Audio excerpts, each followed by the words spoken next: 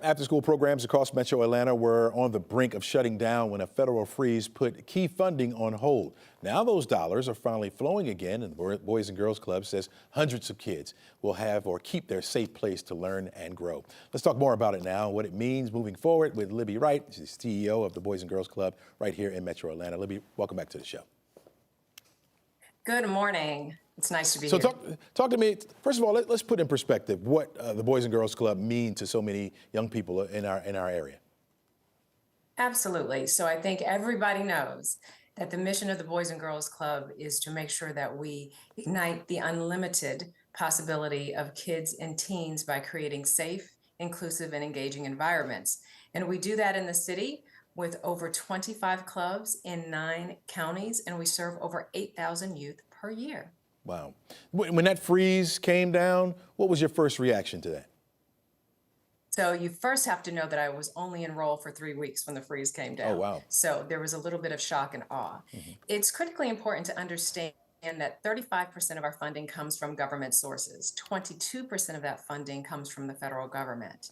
When the 21st Century funds were withheld, that represented approximately $1.7 million that operated 6 of those 25 clubs. So we were at the risk of closing 6 of the 25 clubs that we had. That would have impacted about 500 children and almost 100 members of our team. Wow. How close did you actually come to closing those sites and turning the kids away?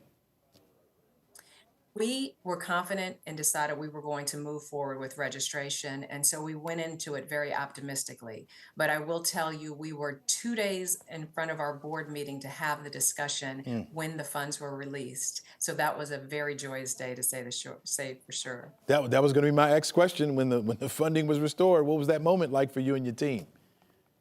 It was a huge moment of relief. I have to tell you, this is critically important because we are committed to our mission. We're deeply committed to this community, and we did not want to have to turn away not one person. We never want to do that. We want to serve more and more children because we know the impact of our programming is significant to their future.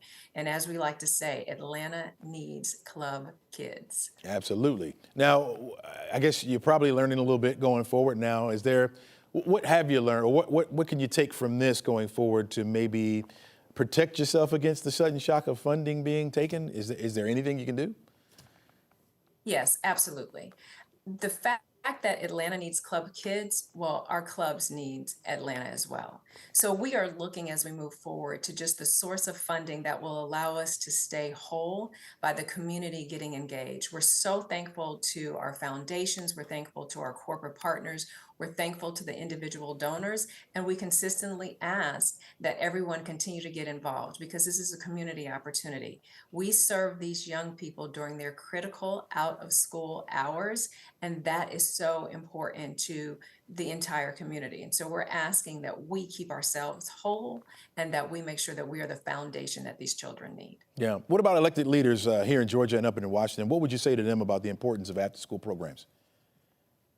We know that having kids in productive and safe environments is critically important to just not only the children, but to the communities in which we serve. We are creating future-ready kids in order for these kids to go out and make an immediate impact in the world. So I would continue to ask everybody to realize that these are our kids, not just Boys and Girls Club kids, not just a parent's child, but these are our kids, our American kids, as well as our city kids. Somebody out in the audience looking at this right now saying, hey, I want to help. I want to make sure this doesn't happen again, or will we be on the brink of this happening again? How do they get involved?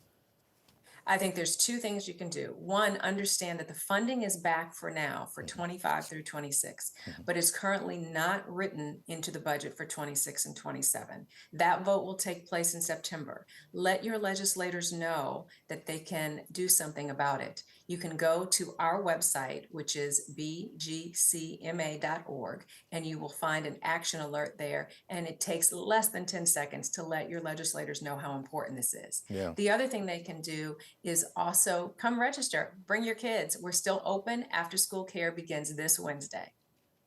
Wow. Yep. So many in our community, alumni of your great organization. We need them to step up again and help out as much as possible. Really thank you so much for providing us with that insight. Really appreciate you being here.